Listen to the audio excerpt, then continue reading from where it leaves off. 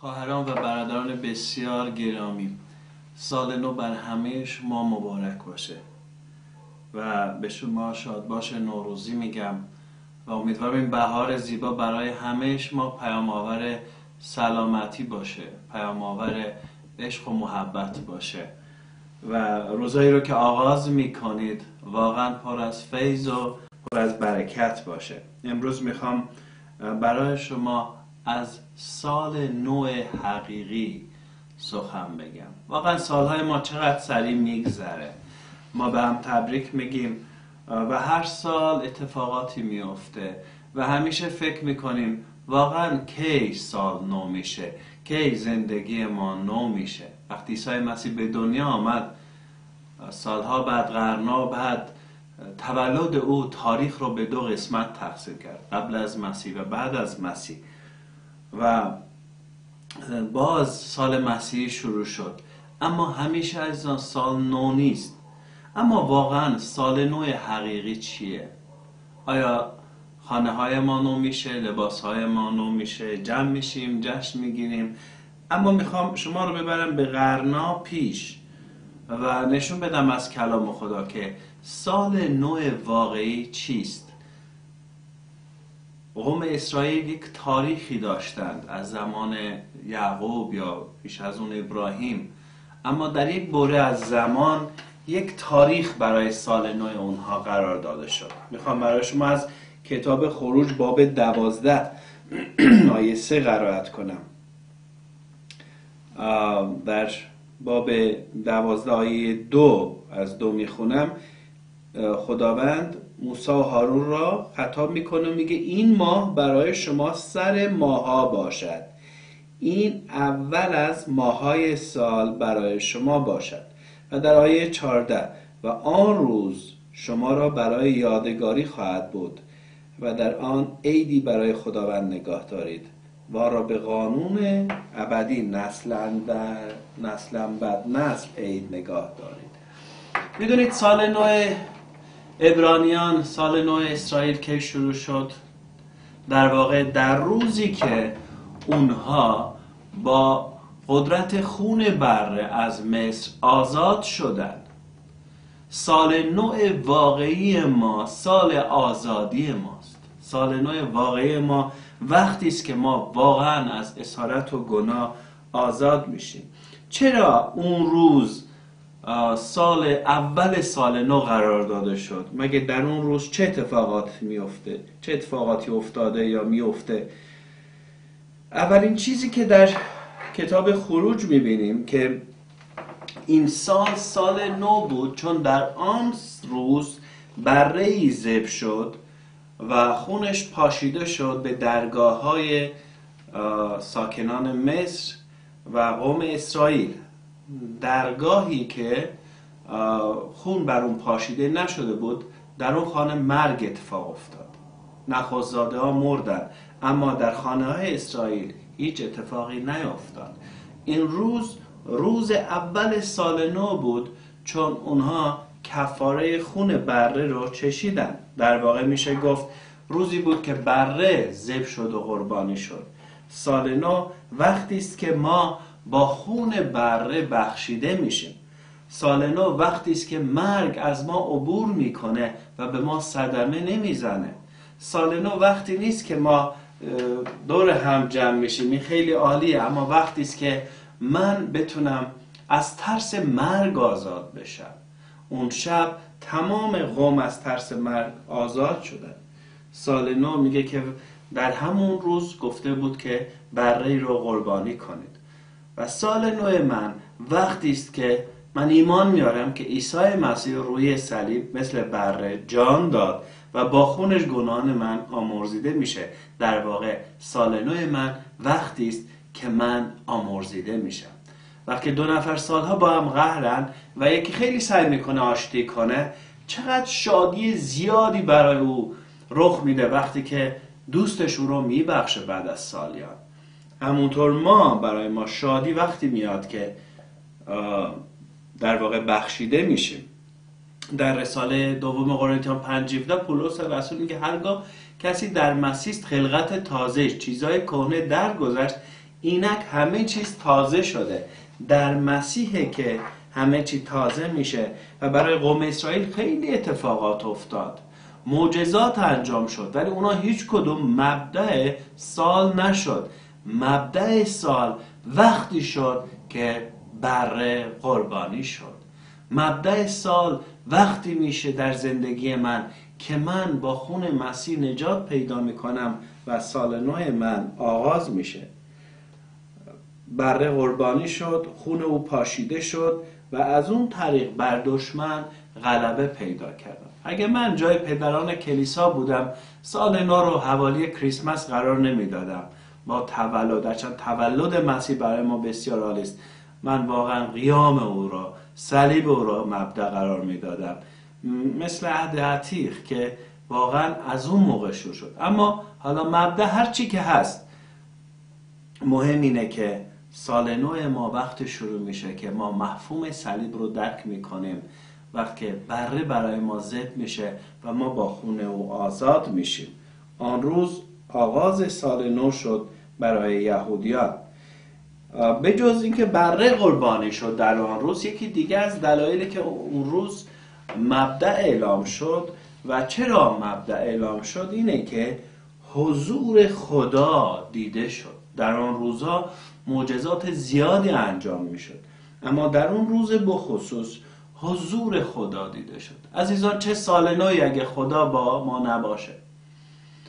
عیسی وقتی متولد شد، سال نو مسیح از اونجا آغاز میشه، چون اسمش رو امانوئل گذاشتن، یعنی خدا با ما.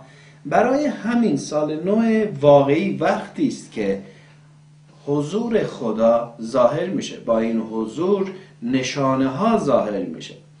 در کتاب اول تواریخ باب 4 آیه 10 در دعای یعبیس و که یعبیس میگه خدایا مرا برکت بدهی و به اصطلاح محدوده مرا بیشتر کنی، و بعد میگه دست تو با من باشه، دست تو با من باشه. عرض کردم دلیل دومی که اون روز مبدا قرار داده شد چون حضور خدا ظاهر شد. اگه صدها سالم بگذرانیم و خدا با ما نباشه، سال نوی در کار نیست. وقتی حضور او به خانه های ما میاد، سفره های ما زیبا میشه. وقتی حضور او به زندگی ما میاد، وقتی ما او رو حس میکنیم. حتی خیلی مسیحیان هستن که انگار آسمونشون بسته شده و حس نمیکنن حضور خدا رو، و برای همین سال نوی در کار نیست، چون دلشون شکسته است، دلشون غمگینه و حضور خدا رو حس نمیکنن. یعبیس مردی بود که مادرش اسمش رو گذاشته بود فرزند حزن، اما یک روز بر علیه این اسم قیام میکنه و میگه خداوندا من میخوام که دست تو با من باشه، حضور تو رو حس کنم. اونها دیدن حضور خدا رو در اون شب که ابتدا ابر و در شب یک آتش، ستون آتش اومد و بین اونها و فرعونیان قرار گرفت و اون روز مبارک بود چون واقعا حضور خدا به زندگی اونها اومد. در زندگی زکا وقتی سال نو شروع شد که زکا عیسی رو به خانه پذیرفت، و ما وقتی زندگیمون عوض میشه که عیسی به خانه دل ما میاد و ساکن میشه. در کتاب دوم پادشاهان باب دعای 14 وقتی ایلیا به آسمان میره و معاون او الیشع ردای او رو بر میداره و به رود اردن میزنه و میگه خدای ایلیا کجاست، و بعد این خدای ایلیا تبدیل به خدای الیشع میشه.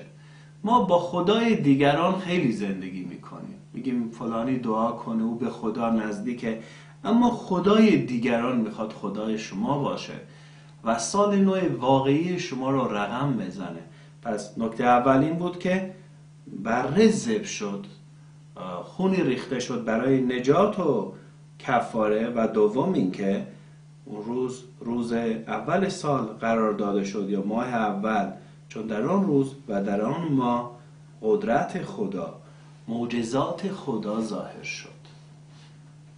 پس دعا کنیم که خداوند رو میخوایم دست تو زندگی ما باشه، نه فقط اسم تو داشته باشیم، نه فقط تعلیم رو داشته باشیم، بلکه حضورت رو داشته باشیم. سومین نکته، باش چه اتفاقی در آن روز و ماه افتاد که اول ما در واقع میشه گفت مبدأ تاریخ یهود شد.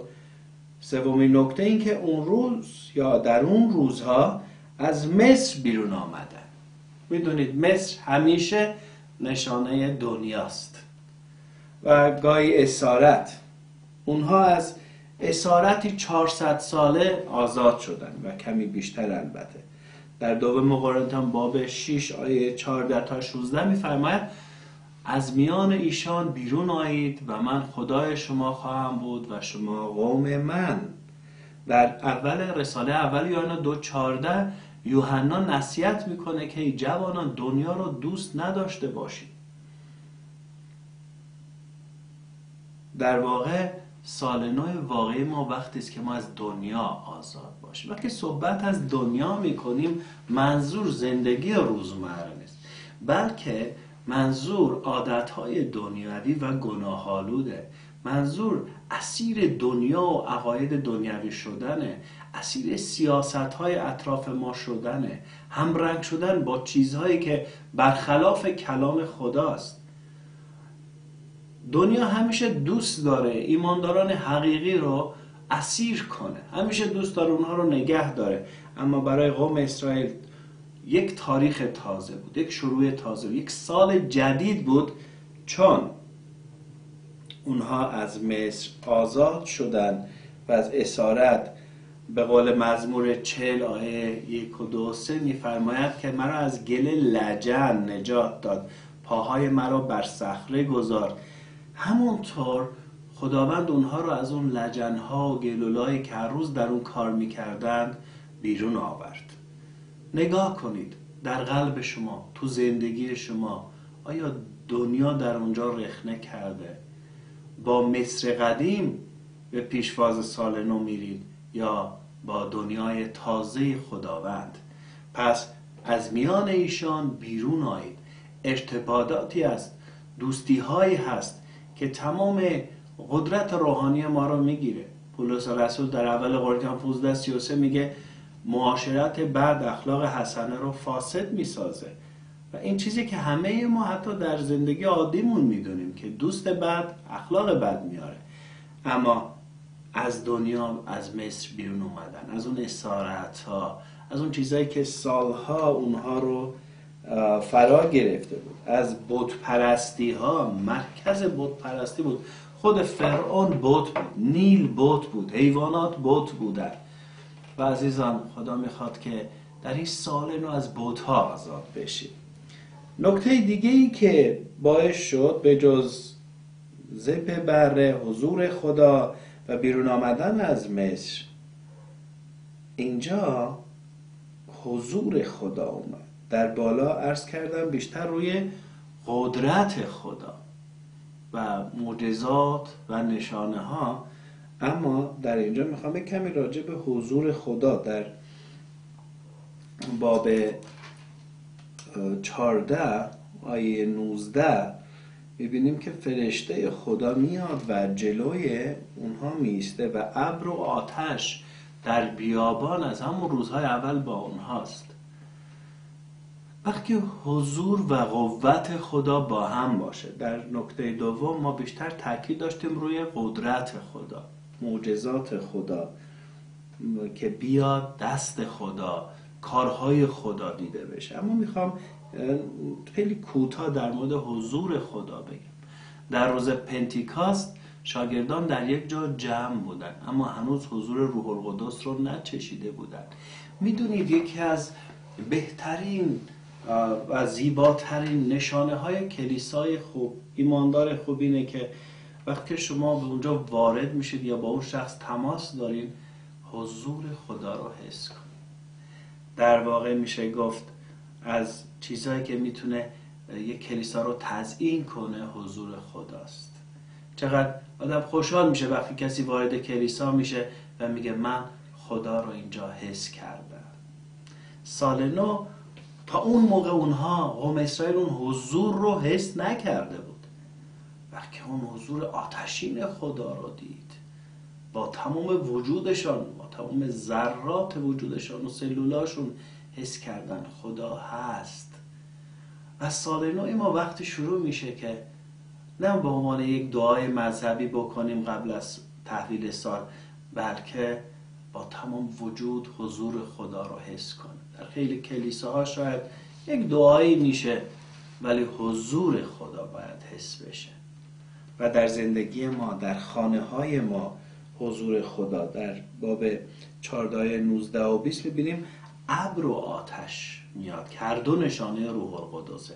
در روز پنتیکاست روح القدس بر شاگردان ریخت، اونا حضور آتشین خدا رو حس کردن. و سال نو برای قوم اسرائیل شروع شد. در این روز، این ماه قرار داده شد اول ماها، چون اونا برای اولین بار پس از قرنها حضور خدا رو حس کردن. و واقعا برای ما سال نو وقتی است که حضور شیرین او را حس کنیم. چقدر افرادی بودن که مخالفت میکردن با ایمان، اما وقتی که حضور او را حس کردن. شخصی رو به یاد دارم که خیلی مخالفت میکرد. گفتم میتونم برای شما دعا کنم. وقتی شروع به دعا کردیم، بعد از لحظاتی و گریست، گفت برای اولین بار حس کردم که خدا هست. پس این سال نو ماست که خدا حضورش و همونطور که در بالا گفتیم قدرتش با ما باشه. پنجمین نکته، باز چه اتفاقی در این ماه افتاد که این همه مهم بود، این همه ذکر میشه و آغاز سال شد؟ دریا شکافت. در همون شب بامداد، همون شب دریا شکافته شد. شکافتن دریا، عبور قوم از میان اون، به قول خیلی از رسولان و کلام خدا، نشانه تعمید. پتروس رسول هم اینو میگه، نشانه تعمید آبه. وقتی اونها از اونجا عبور کردن، نوح هم از آبها عبور کرد و همیشه عبور از آبها نشانه یک در واقع زندگی تازه است. اما از لحاظ روحانی به زندگی من و شما چه ارتباطی پیدا میکنه؟ سال نو بود برای اونا، دریایی که اولا که نیل برای اونها خدا بود، میپرستن. من یادمه در کتاب سال 4 دخترم در اینجا یک شعر قدیمی بود راجع به نیل، که این نیل وقتی که تو بالا میای تمام زمین ها رو آباد میکنی، و برای نیل شعر میگفتن. اما لازم بود این نیل شکافته بشه، اون بوت شکافته بشه و عبوری انجام بشه. از یک لحاظ دیگه شکافتن دریا برداشتن مانع هاست تو زندگی ما. ما هم مثل قوم اسرائیل به مانع ها میرسیم، به بنبست ها میرسیم و واقعا گاهی اوقات لازمه در اون بنبست ها دعا کنیم، مثل موسی مردان خدا برای ما دعا کنن و گشایش انجام بشه. گشایشی مثل شکافتن دریاها و دریا. شما هم به دریایی میرسید، شاید الان رسیدید، شاید هم الان شما جلوی یک مانع بزرگ هستید. قرار نیست اون مانع همیشه باشه، البته منظورم نیست همین امروز باید برداشته بشه، اما برای قوم اسرائیل سال نو بود، چون دریا شکافته شد. اون ماه یا اون روز مبدأ سال شد، چون در آن روز شکافته شد. ما روزی که ایمان آوردیم هیچ وقت از یاد نمیبریم، چون در اون روز خیلی چیزا شکافته شد در درون ما. یک چیزایی باز شد و ما عبور کردیم. بعضیا هیچ وقت روز شفاشون رو فراموش نمیکنن، چون بیماریش شکافته میشه.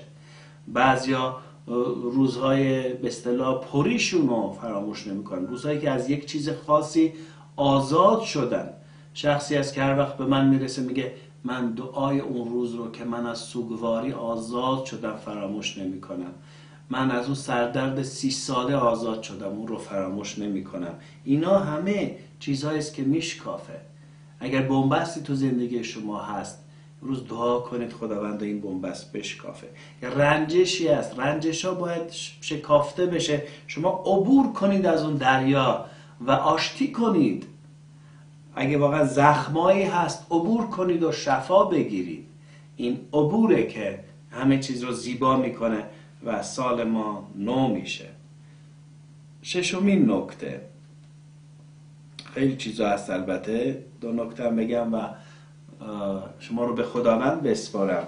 ششمین نکته شکست فرعون بود. شکست فرعون ششمین نکته بود. در واقع وقتی که قوم اسرائیل خون رو میپاشن، در باب 13 میبینیم که تمام نخست‌زاده های مصر از بین میرن. قوم اسرائیل خون رو میپاشیدن به قائمه به درگاهشون و مرگ از اونجا عبور میکرد.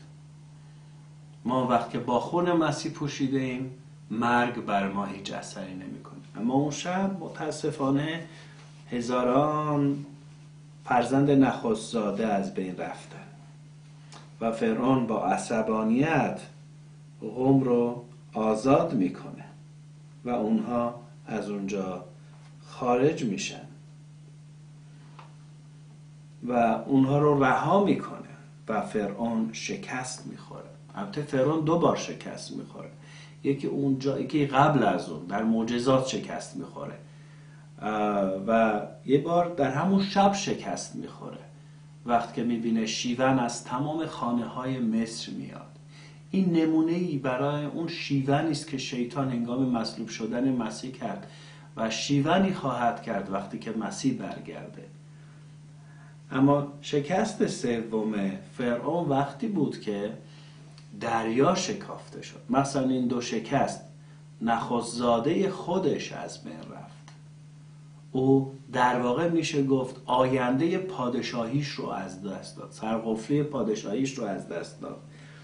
و بعد میبینیم که وقتی در دریا اسرائیل رو تعقیب میکنه، همون دریا، همون بوتی که سالها رو میپوشونده و میپرستن، اونها رو برمیگردنه و میپوشونه، به طرف اونها برمیگرده و اونها در دریا تمام سربازانش خفه میشن و شکست نهایی رو فرعون میخوره و بین فرعون و قوم اسرائیل یک دریا فاصله میفته.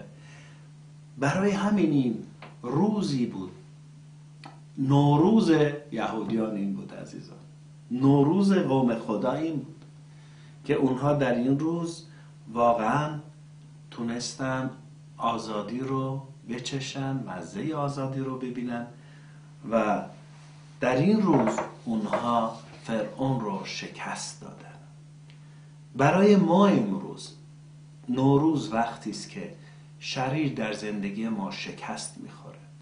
عیسی مسیح روی صلیبش از لحاظ روحانی شیطان رو به شکستی مفتزع وادار کرد و ما وارثان اون پیروزی هستیم.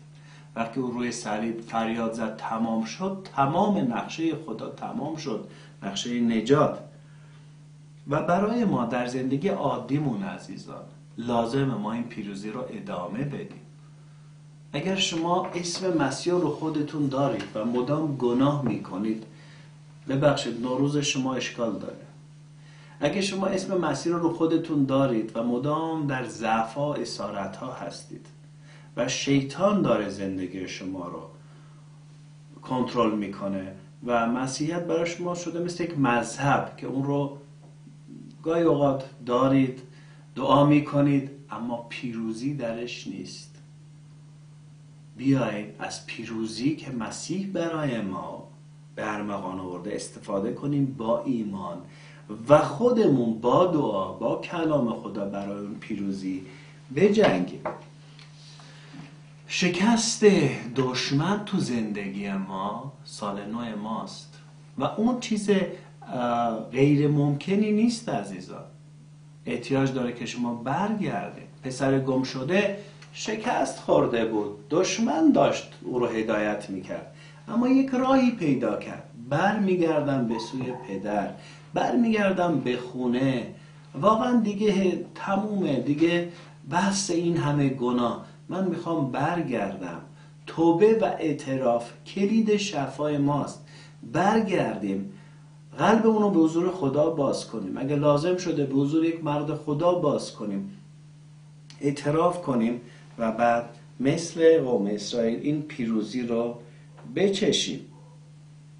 عیسی مسیح به شاگردانش میگه من شیطان رو دیدم که مثل برق از آسمان افتاد. پولس رسول در رومیان 14 میگه که به زودی او شیطان را زیر پایهای شما خواهد سایید. چقدر عالیه که ما این پیام ها رو بگیریم. شیطان مثل برق از آسمان افتاد. این پیام مسیح است. او به زودی دشمن رو زیر پایهای شما خواهد سایید. پس شما میتونید پیروزیتون رو جشن بگیرید. شکست فرعون پشت دریاست و یک دریا فاصله افتاد. باشه که بین شما و گناه و شریر یک فاصله زیاد بیفته. این فاصله رو صلیب مسیح و خون پرقوت او انجام میده. پس سال نو ما وقتی است که فرعون شکست میخوره، وقتی که شریر شکست میخوره. ما سعی نباید بکنیم چون مسیح این کارو کرده، اما ما با ایمان بپذیریم، با دعا بایستیم و قلبمون رو باز کنیم، صادق باشیم، رو راست باشیم، اعتراف کنیم و خداوند همون پیروزی رو به ما میده و ما میتونیم بگیم که قوت هر چیز رو دارم در مسیح که مرا تقویت میبخشد. یا به قول داوود خداوند نور و نجات منه از که بترسم. اما هفتمین نکته و میخوام با این تمام کنم، برای اینکه سال نو بود چون اون روز روز آزادی بود. البته آزادی توی تمام این چیزایی که خدمتتون عرض کردم بود. روز آزادی روز بزرگه. هر ملت روز استقلالش رو، روز انقلابش رو، روز آزادیش رو هیچ وقت فراموش نمیکنه. فردی که سالها در زندان، روز آزادیش بسیار مهمه. ولی سال نو برای ما وقتی است که آزاد باشه، فکرامون آزاد باشه، احساسمون آزاد باشه، روحمون آزاد باشه، حس کنیم که آرامش خدا تمام وجود ما رو پر کرده. برای همین عزیزان من میخوام دعا کنم که این آزادی به زندگی شما بیاد. نوروز بدون آزادی نوروز نیست. آزادی های سیاسی زیاد میاد، اتفاقات و انقلابات سیاسی زیاد میافته، اما اون چی که من راجبش صحبت میکنم آزادی درون ماست. عیسی مسیح در انجیل یوحنا میفرماید 8:32 میگه حقیقت رو خواهید شناخت، حقیقت شما رو آزاد خواهد کرد. شاگردانی که عیسی رو پیروی میکردن مردان آزادی بودن، اما درونشون آزاد نبود. ما احتیاج داریم از شریعت آزاد بشیم، از خودمون آزاد بشیم، از گناه آزاد بشیم. من میخوام چند تا نکته بشمارم که در اون روز قوم از دنیا آزاد شدن، از گناه آزاد شدن، از فرعون و شیطان آزاد شدن، از گذشته هاشون آزاد شدن. میدونید گاهی اوقات مردم اسیر گذشته هاشونن و از اسارت آزاد شدن، از دردها آزاد شدن و بالاخره از تاریکی آزاد شدن. بعد از 400 و اندی سال رفتن که برن به سوی سرزمین تازه. و میدونید زیباترین چیز اینجا چیه؟ که اون روز مهم بود چون اونها به سوی سرزمین ابدیشون میرفتن. ما وقتی ایمان میاریم، با ایمان میپذیریم که ما داریم به سوی سرزمین ابدیمون میریم. دو دزد با عیسی روی صلیب بودن، یکی به او توهین کرد، یکی او رو پذیرفت. به دزدی که عیسی را پذیرفت، دزدی که اسیر بود، دم مرگ بود، گفت امروز با من در فردوس خواهد بود. این در واقع اوج آزادی اون دزد بود، چون تا ساعاتی بعد همراه عیسی در بهشت می بود، چون او رو روی صلیب پذیرفت. ما نمیتونیم در دل او زندگی او چیها بوده، اما عیسی اشتباه نمی کرد. پس عزیزان منم امروز اعلام می کنم که بهشت خدا عدن خدا، فردوس خدا با شما باشه و شما بتونید نوروزتون و عیدتون رو با خوشحالی شروع کنید و نه برای چند روز یا 2 هفته تمام سال برای ما عید باشه، در تمام مشکلات عید باشه، اما اون وقتی خواهد بود که ما هم مثل قوم اسرائیل با خدا شروع کنیم، با خدا ادامه بدیم و با خدا تمام کنیم و واقعا آزادی از مصر و فرعون، آمدن حضور خدا، ذبح بره و تمام اینها روز و سال شما رو زیبا کنه. من میخوام در این خاتمه با دعای موسی تمام کنم که در مزمور 90 آیه 15 میگه خداوندا ما را شاد گردان به عوض روزهایی که مبتلا بودیم و به عوض سالهایی که بدی را دیدیم. پس خداوند خدای جبران کننده است، خدایی است که میتونه جبران کنه روزها و سالهای بد ما رو. سال نو بر همه شما مبارک باشه که آزادی شما مبدأ سال شما باشه. من 11 فروردین 57 رو هیچ وقت فراموش نمی کنم. میدونید چرا؟ چون روز ایمان آوردن و توبه من بود. اون روز برای من زیباست، هیچ وقت فراموش نمی و مثل اون روزهای زیادی تو زندگی اومده که آزادی‌های تازه‌ای آورده. باشه که همینم برای شما اتفاق بیفته و شما حقیقت رو بشناسید و واقعا حقیقت شما رو آزاد کنه. سال نو بر همه شما مبارک، بهارتون خوش و چهرهاتون خندان، قلبتون پر از شادی باشه و پیروز باشید. خدا به همراه شما.